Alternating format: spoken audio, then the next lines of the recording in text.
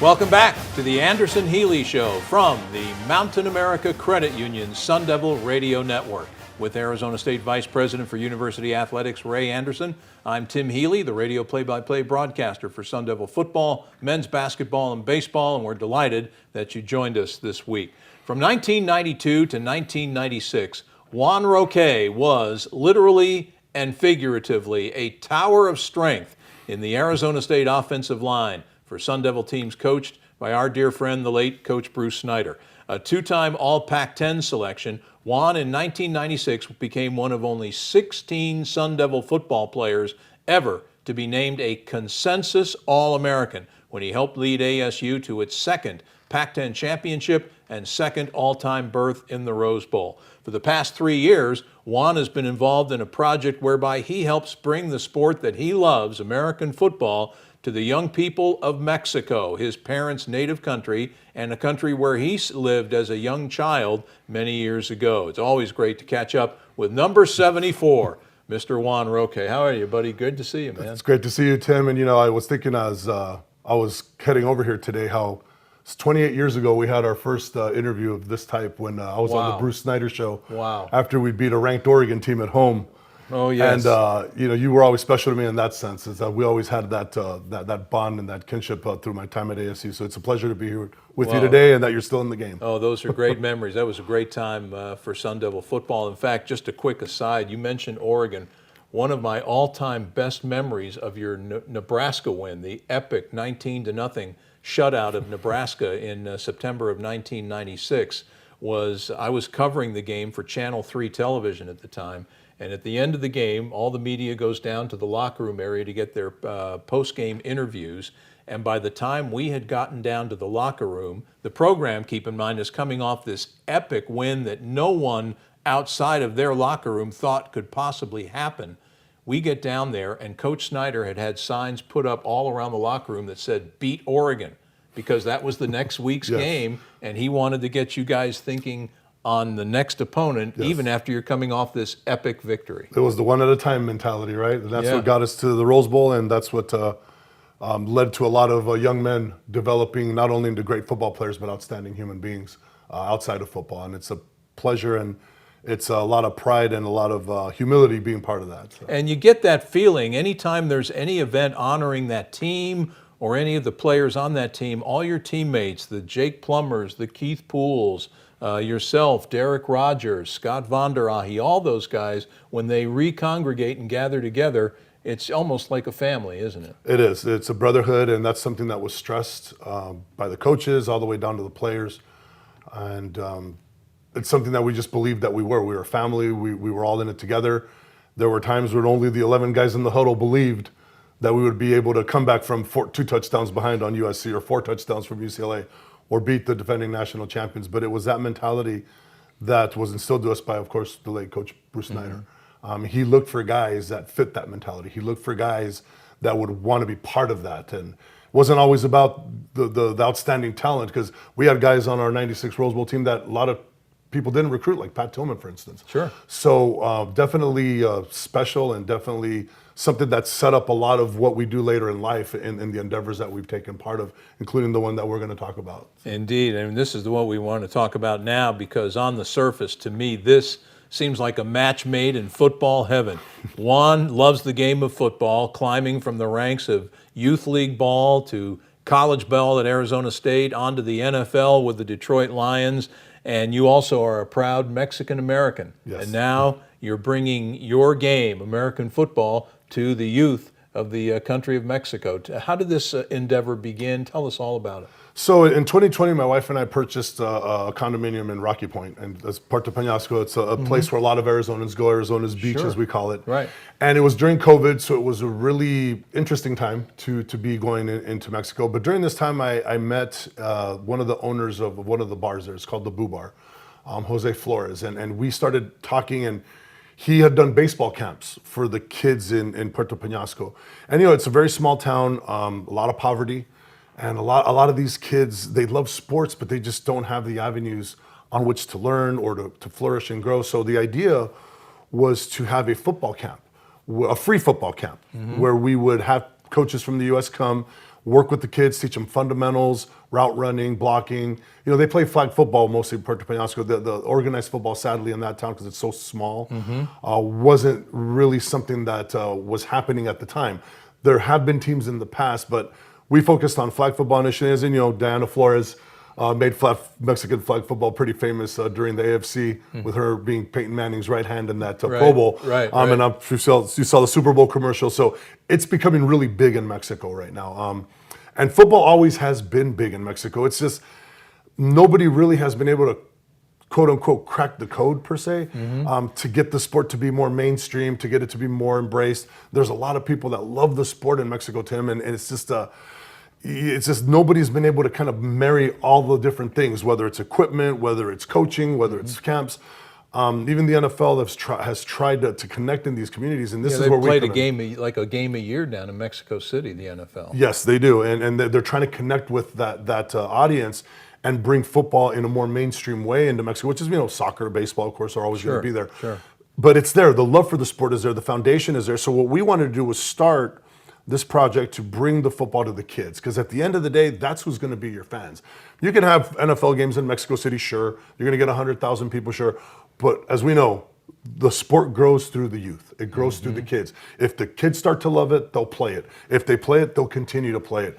And eventually it'll just explode, and it'll just be popular, and it'll be something special. So we had our first 2 camps in Puerto Peñasco during the COVID, the height of COVID, 2021. Wow. Still had about 60 kids show up. In year 2, we had 65 kids show up. And again, Jose Flores from Puerto Peñasco, he's a avid sports fan. Sadly, he roots for the other team, but we put up with each other in that aspect. There you go. But when you take into account his wanting to help the kids there, and then bringing in Darren Jordan, who played for the 49ers during their Super Bowl run in 1995, I believe it was. No, 94, you're 94. right. 94 season, yeah. And then we brought in David Diaz-Infante, who won 2 Super Bowls with the Dallas Cowboys, who's also Mexican-American. So combine that with Brent Bernstein, who coaches locally at Shadow Ridge High School, Gabe Pico, who coaches at Shadow Ridge High School. And of course, Brent Bernstein was his teammate One of my on the Rose Bowl yes. team. Yeah. Bobby Ramirez, who coached at Shadow Mountain and is an attorney here in town. He was a defensive coordinator for a state championship team back in 2021. Just special guys. Derek Stinson, who coaches at Hamilton, who played for the Colts. We have an all-star coaching staff, so we were able to bring these gentlemen together. Mind you, volunteer, because we don't have any money, because we were still starting out. Right. But these gentlemen, who are special people in their own right, donated their time. And just to see the kids' reaction when they see a Darren Jordan or a David Diaz-Infante, these are guys that have been at the top of football. It grew, and we sadly outgrew Puerto Peñasco. So in 2023, this year, we had our first camp in Hermosillo. Which is a city of about 1 million people, isn't it? Yes, and we had 110 kids show up. Wow. It was just an incredible atmosphere. They gave us a field. The gentleman in charge of the leagues there put us up in a hotel room. It was just a 2-day event. And the mission now of what we call Boo Football, in honor of the Boo Bar in Puerto Peñasco, right. The mission is going to be to eventually transition into a full charity where we will have equipment donations. We will be able to maybe take equipment into Mexico. Here's the thing that really broke my heart is that these kids, they're playing with old equipment. They're using PVC pipe for thigh pads. Wow. Their helmets, they actually drill screws into their helmets because their chin straps, the buckles and the buttons have fallen off the helmets. Oh my gosh. So we've seen this, but the love for the sport is there. We've talked to the coaches there. And all they want is just assistance to help grow the sport. It's there. The foundation is there to really grow this into something special. And what we want to do is we want to just start small. Maybe again, Hermosillo, just in the state of Sonora. I've already met a lot of the youth coaches there. They're all for it. We plan on another camp in 2024. And eventually what we would love to do is get to the point where we would have donation equipments, money equipments, where we can go and maybe donate a field, donate equipment to a team or a whole league so that we can grow the sport. Because as football evolves, in this country, sadly, I'm going to say something that's probably going to be very unpopular. I feel the sport's under assault a little bit. I feel that there's people not wanting football to continue. I might have a tinfoil hat on with that, but you just see it with the movies that have been released and things people are saying. But we know football's a great sport. It's a team sport. It builds brotherhood. It builds ties that bind for life, as you see with the teammates. Who doesn't remember their high school teammates? I do. Their college teammates, even their pro teammates. I mean, Yeah, sure. It's special.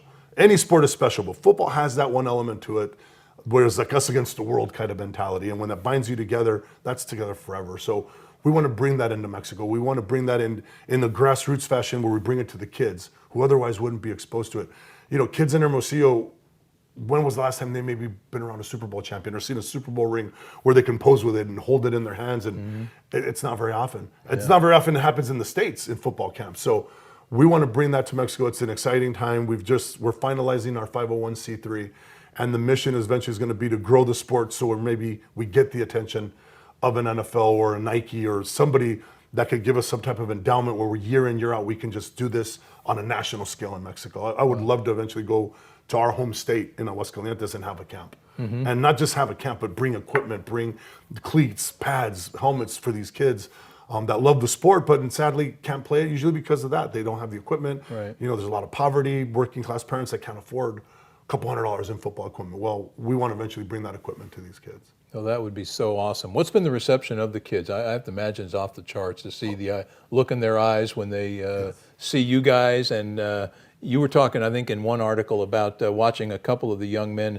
in pass protection drill. You know, Yes. the old blue bag drill that Coach Cazzetto used to have up at Camp Tonazona. Yes, very receptive. They just want to learn. They're like little sponges. The kids that we're referring to were actually college kids. They played at the Technological Institute of Monterrey, which is one of the best football programs in Mexico. And I didn't even know this until recently, but there's a professional football league in Mexico. It's an 8-team league. Wow. There's some former NFL players that are in this league. So again, it's there. It's there. And we want to be able to crack that code to be able to grow the sport on that national level, where it is a big deal, where it is something that, you know, Hermosillo, Mexico City, Monterrey, you know, these bigger cities can have these youth football leagues where maybe even the player eventually will come to ASU or even the other school down there, you know, or USC. But I feel that the talent pool will grow and we'll have those players that could come in. Actually, we already have players playing in the NCAA from Europe. We've had NFL players that are European born Absolutely. and raised. So why not Mexico? It's an evolution that I think we can take, and a leap that will be able to be taken if we have the right people in place. And that's what we're going to do, everything right. We want to make sure that we're documenting everything so that when people donate to the charity, they'll know that's going to where it's supposed to go. We're not going to play games, obviously, we'll get you in a lot of trouble as well. But we just want to make sure that we're doing right by these kids, because at the end of the day, that's who it's for, and that's what we're bringing it. That's why we're bringing it. Well, kudos to you, Juan, and all the coaches. This is great work, and it's really, really just tremendous. Before we let you go, you always have been, since the day you left here, an ardent supporter of and fan of your alma mater. Just some thoughts on the tough times that Kenny Dillingham's staff and his team are going through right now with the 1-5 start to the season.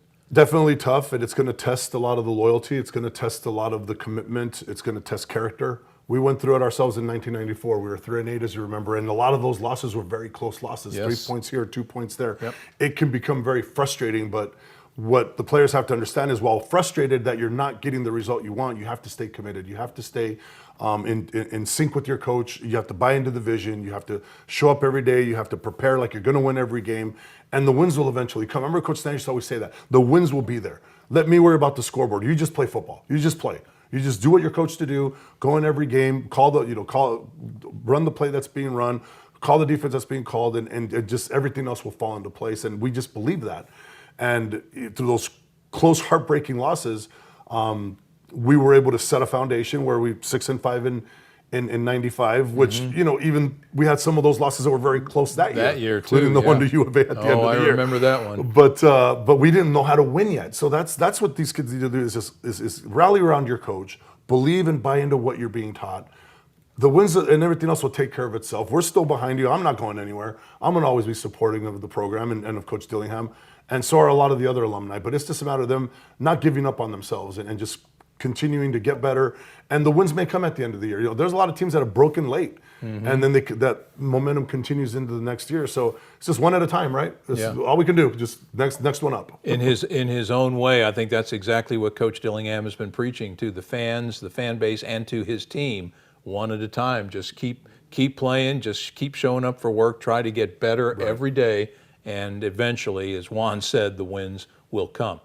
Buddy, great to see you. too, Congratulations on all the great work you're Thank doing you. down in Mexico. Keep up the good work and come back and see us again sometime. Absolutely, and always, always a pleasure to see you, Tim. I'm glad you're still in the game. I'm glad you're still here, and go Devils. Well, I appreciate that. Juan Roque, one of the Sun Devils' all-time great offensive linemen, our guest here on the Anderson Healey Show. Ray will rejoin me for the final segment of today's show in a moment. This is the Anderson Healey Show from the Mountain America Credit Union Sun Devil Radio Network.